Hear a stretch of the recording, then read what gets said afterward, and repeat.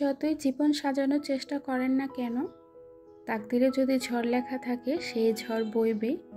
কারণ চেষ্টা মানুষের হাতে, কিন্তু ফলাফল শুধু আল্লাহর হাতে। সেই ঝড় হয়তো সব কিছু লণ্ডভণ্ড করে দেবে, আপনার কিছুই করার থাকবে না। তবুও এটা শেখায় হতাশ না হয়ে ধৈর্য ধরাই আসল সাহস। হ্যালো এভরিওয়ান, আসসালামু আলাইকুম। আমি মুক্তা আছি আপনাদের সাথে। জীবনের ডায়েরি ইউটিউব চ্যানেলে আপনাদেরকে আরও একবার স্বাগত জানাই। দূরে এবং কাছে, দেশ এবং দেশের বাহিরে যে যেখান থেকে আমার ভিডিওটি দেখছেন, আশা করি সবাই ভালো আছেন। আলহামদুলিল্লাহ, আমরাও বেশ ভালো আছি। সবার প্রতি শ্রদ্ধা, সম্মান এবং ভালোবাসা জানিয়ে আজকের নতুন ভিডিওটি শুরু করছি। দেবরের বিয়ে নিয়ে অনেক তো দৌড়ঝাঁপ হলো, এবার তো নিজের সংসারের দিকে তাকাতে হবে, সংসারটা আবার গুছিয়ে নিতে হবে। যদিও বিয়ের অনুষ্ঠান এখনও পুরোপুরি শেষ হয় নাই, তারপরেও নিজের সংসারটা একটু গুছিয়ে রাখার চেষ্টা। তো মাসিক বাজার করেছে, মাছ মাংসের বাজার, সব কিছু আজকে গুছিয়ে রাখবো। সকালবেলা মুরগি আর গরু গোশত নিয়ে এসেছিল, আর রাতে কিছু মাছ নিয়ে এসেছিল। তো রাতের সবগুলো মাছ একসাথে তো কাটা সম্ভব না, এখানে মুরগি গরু গোশত সব কিছু কেটে বক্সে রাখবো। আর কিছু মাছ আজকে নামিয়ে কেটে ফ্রিজে রাখবো।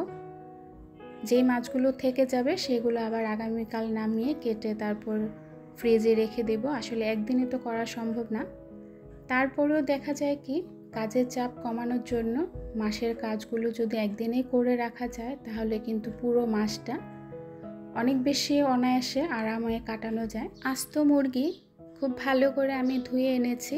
তো ধোয়ার পর এখন মুরগিগুলো পিস করে নেব। ফার্মের মুরগি বাচ্চাদের অনেক বেশি পছন্দ। মাঝে সাঝে দেখা যায় কি, কাজের চাপ থাকলে, অনেক বেশি ব্যস্ত থাকলে তখন ফার্মের মুরগিটা খুব চটজলদি রান্না করা যায়। আর বাচ্চারা যেহেতু পছন্দ করে, তাই ফার্মের মুরগিটা খুব বেশি আনা হয়। মুস্তাকিমের বাবা এবং আমি দুইজনের একজনও ফার্মের মুরগিটা খাই না। আমার যেহেতু দুইটা বাচ্চা, তো এই মুরগি দিয়ে কিন্তু প্রায় 15 দিনেরও বেশি চলে যাবে।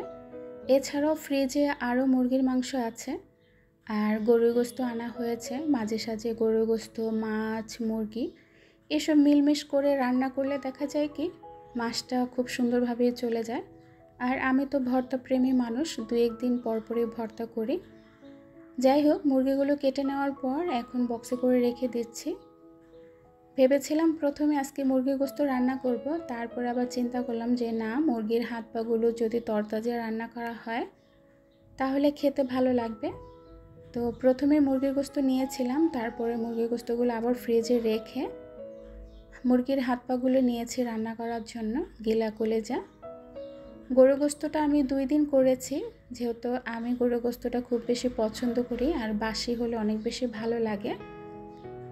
এখানে প্রায় 1.5 কেজির উপরে গরু গোশত ছিল, পুরো 2 কেজি না। তো আমি 2 দিন করেছি। আর রাতে এনেছিল পোয়া মাছ, তারপর হচ্ছে পাঁচমিশালি মাছ, এছাড়াও আনা হয়েছিল তেলাপিয়া, পাঙ্গাস। তো এগুলো যেহেতু কাটা ছিল তাই আর বের করলাম না, আর এগুলো যেহেতু কাটতে হবে তাই বের করে নিলাম। যেদিন বাজার করা হয় সেদিন আমাদের মতো গৃহিণীদের অনেক বেশি চাপ বেড়ে যায়। তবে একদিন যদি একটু কষ্ট করে কাজগুলো করে রাখা যায়, পুরোটা মাস কিন্তু আরামে থাকা যায়। আমরা গৃহিণীরা অনেক টেকনিক করে কিন্তু কাজ করি, বুদ্ধি খাটিয়ে করি। কিভাবে কাজ করলে সহজ হবে, কিভাবে কাজ করলে কাজগুলো দ্রুত হবে, এবং সংসারের কাজগুলো কিভাবে গুছিয়ে করা যায়, এগুলো কিন্তু আমরা খুব ভালো জানি, ভালো করতে পারি। তো এখানে সব কিছু গুছিয়ে তারপরে চলে আসলাম মেয়ের বেডরুমটা গুছানোর জন্য। যদিও এখন মেয়ে ঘুমায় না, এখানে দেবর আর দেবরের নতুন বউ ঘুমায়। তো ডাইনিং রুমে যে খাটটা ছিল সেই খাটটা সোহানার রুমে নিয়ে এসেছি। সোহানা তো এতদিন ফ্লোরে ঘুমিয়েছে, আপনারা সবাই জানেন। তো নতুন বউ তো আর ফ্লোরে দেওয়া যায় না, তাই এখানে ডাইনিং রুমের খাটটা নিয়ে এসেছি। আর এখন আপাতত নতুন বউ তার বাবার বাড়ি। তো বাবার বাড়ি যেহেতু এই রুমটা এলোমেলো ছিল, রুমটা খুব সুন্দর করে গুছিয়ে নেব। তো মাছ মাংসের বাজারগুলো সব গুছিয়ে, ঘরটা গুছিয়ে চলে যাব রান্না করতে। এছাড়াও কিছু বাজার এনেছে, ফলের বাজার, তো সেই ফলগুলো গুছিয়ে নেব। ভাবলাম মাছ মাংস যখন কাটা হয়েছে তখন তো ঘরটা নোংরা হয়েছে, তো আগে ঘরটোর গুছিয়ে একদম ঘর মুছে তারপর না হয় ফলের বাজারগুলো গুছিয়ে নেব, তারপরে রান্না করতে যাব। তো এভাবেই দেখা যায় কি ধাপে ধাপে আমরা কাজ করি, অনেক বুদ্ধি করে করি, তাই বলে আমাদের কাজগুলো অনেক সহজ হয়ে যায়, দ্রুত হয়ে যায়। প্রায় একটা মাস ধরে আমি অনেক বেশি ঝামেলার মধ্যে আছি, অনেক ব্যস্ততায় সময় পার করছি। এরই মধ্যে কিন্তু 2 দিনের জন্য বাবার বাড়ি গিয়েছিলাম, যেটা আপনাদের সাথে শেয়ার করা হয় নাই, বলাও হয় নাই। আমার বড় ভাইয়ের বউ যেহেতু ইতালি থেকে এসেছে, তারপর হচ্ছে বড় বোনের ছেলে এসেছে, ওদের সাথে তো দেখা হয় নাই, ওরা আবার চলে যাবে, প্রায় 1-1.5 মাসের ছুটি এনেছে, তো দেখা নাও হতে পারে, সেজন্য এত ঝামেলার মাঝে ওদের সাথে দেখা করার জন্য গ্রামে গিয়েছিলাম। তো গ্রামে যেহেতু গিয়েছিলাম সেখানে কিছু ভিডিও আছে, আপনাদের সাথে অবশ্যই শেয়ার করব যখন সময় পাবো। আমি যেমন কারো ঘরের বউ, আবার আমি কিন্তু কারো মেয়েও হই, তো সব দিকেই সামলাতে হয়, বাবার বাড়িও দেখতে হয়, শ্বশুর বাড়িও দেখতে হয়। আমার মা বাবা এখনও বেঁচে আছেন আলহামদুলিল্লাহ, মা বাবা আছেন বলেই বাবার বাড়ি ঘন ঘন যাওয়া হয়। বাবার বাড়ি এত বেশি মূল্যায়ন পাই শুধু মা বাবা আছে বলেই। আমার বড় বোন মায়ের পরে যিনি আমাদেরকে অনেক বেশি ভালোবাসেন, আমাদের মা, আমরা ভাই বোন যা আছি সবাইকে যতটুকু ভালোবাসেন, ঠিক বড় বোন কিন্তু ততটুকুই আমাদের ভালোবাসেন, স্নেহ করেন, ভালো মন্দের খবর রাখেন। তো এত ভালোবাসা, এত কিছু যেখানে সেখানে তো বারবার ছুটে যেতেই হবে, এটাই স্বাভাবিক। অনেককে প্রশ্ন করতে দেখেছি যে মানুষের কোনটা বেশি প্রয়োজন, টাকা নাকি সুখ। আমার কাছে মনে হয় কি সুখী হতে গেলে টাকারও প্রয়োজন আছে, আবার সুখ টাকা দিয়েও কেনা যায় না, সুখী হতে গেলে একটা পরিবারের দরকার। মানুষ ঠিক কতটা সুখী কিংবা কত টাকা থাকলে মানুষের আর কোনো দুঃখ থাকবে না, টাকা থাকলে মানুষ সুখী হতে পারে না। সুখী হওয়ার জন্য যা প্রয়োজন তা হলো একটি পরিবার।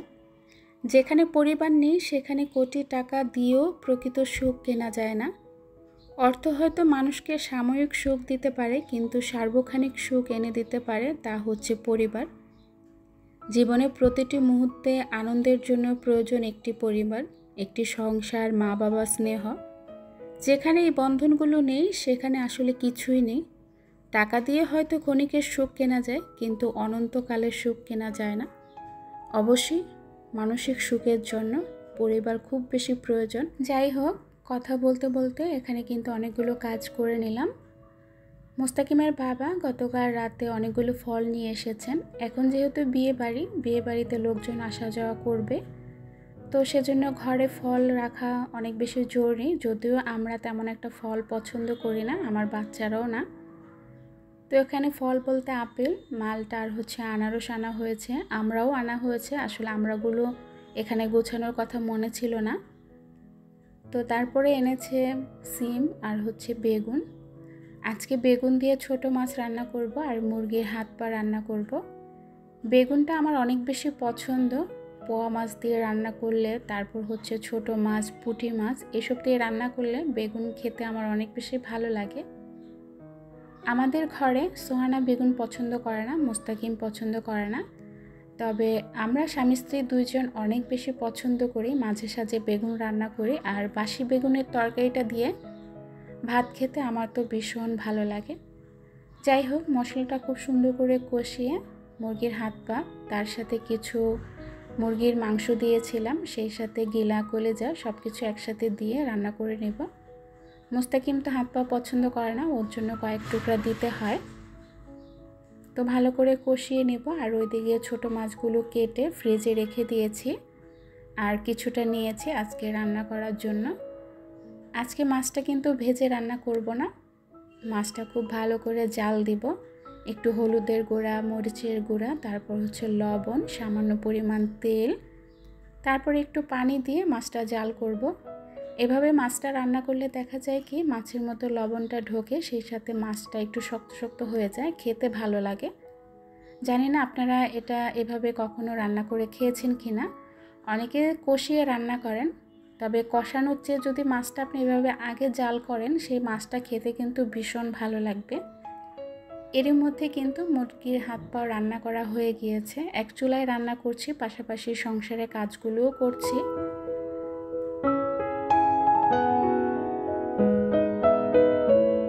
আমাদের নতুন বউ আপনারা অনেক বেশি পছন্দ করেছেন, অনেকে অনেক সুন্দর সুন্দর কমেন্টস করেছেন নতুন বউ দেখতে অনেক সুন্দর। তবে নতুন বউ দেখতে যতটা না সুন্দর তার চেয়ে বেশি সুন্দর তার মন, খুব বেশি ভালো এবং মিশুক, সবার সাথে খুব তাড়াতাড়ি মিশতে পারে। অল্প বয়স তো, অল্প বয়সে মেয়েরা আসলে এত কিছু বোঝে না, তারপরেও যতটুকু দেখলাম বুঝলাম এই কয়দিনে খুব ভালো মনের একজন মানুষ। আমার মেয়ের সাথে তো খুব ফ্রেন্ডলি মেলামেশা করে, আসলে বলতে গেলে আমার মেয়ের বয়সী।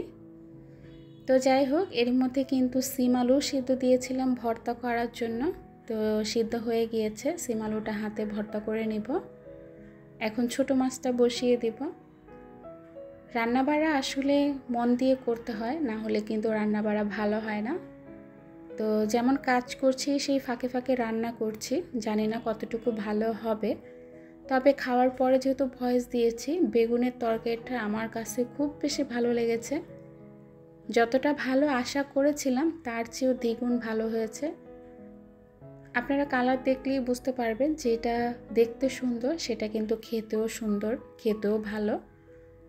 আলুটা খুব সুন্দর করে কষিয়ে বেগুন, টমেটো, কাঁচামরিচ দিয়ে দিয়েছি। তারপরে যে মাছটা জাল করে রেখেছিলাম সেটা দিয়ে দিলাম। তারপরে সামান্য পরিমাণ পানি দেব, যেহেতু মাখো মাখো ঝোল রাখবো। আর মাছটাও জাল করা, তরকারিগুলোও কিন্তু কষিয়ে ভালো করে সিদ্ধ করা, বেশিক্ষণ লাগবে না রান্না করতে। যেই দিন বাজার করা হয় সেদিন দেখবেন কি কাজে বরকত পাওয়া যায় না, কারণ মাছ মাংস এইগুলো কেটে পরিষ্কার করে ফ্রিজে রাখতে রাখতেই দুপুর গড়িয়ে যায়। তো তারপরেও একা হাতে কাজগুলো খুব সুন্দরভাবে করতে পেরেছি আলহামদুলিল্লাহ। মাছ মাংস সব কিছু একদম গুছিয়ে রেডি করে রেখে ফ্রিজে রেখে দিয়েছি। এখন দেখা যায় কি প্রতিদিন রান্না করব, একটা একটা করে বক্স নামিয়ে রান্না করব। যখন যেটা প্রয়োজন বক্স নামিয়ে রেখে দিলেই হয়ে যাবে, কাটাকাটির ঝামেলা একদমই থাকবে না। তো দুপুরে রান্না বাড়া শেষে এটা সন্ধ্যার পরে ভিডিও, যে কাপড়গুলো ভিজিয়েছিলাম সেগুলো এখন গুছিয়ে নিচ্ছি। এখন বাহিরে যে রোদ, যে পরিমাণ গরম, কাপড় কিন্তু খুব দ্রুত শুকিয়ে যায়। এখানে অনেকগুলো বালিশের কভার ছিল, যেহেতু বাসায় লোকজন ছিল, অনেকগুলো বালিশ বের করা হয়েছিল, তাই বালিশের কভারগুলো কিন্তু নোংরা হয়েছে। বিছানার চাদর, বালিশের কভার সব কিছু একসাথে ধুয়ে দিয়েছিলাম। যাই হোক, আজকের ভিডিওটা কেমন লেগেছে আপনাদের কাছে অবশ্যই কমেন্টসে জানাবেন। আজ এখান থেকেই বিদায় নিব। সবাই অনেক বেশি ভালো থাকবেন, সুস্থ থাকবেন, নিরাপদে থাকবেন, আমাদের জন্য দোয়া করবেন। আল্লাহ হাফিজ। আসসালামু আলাইকুম।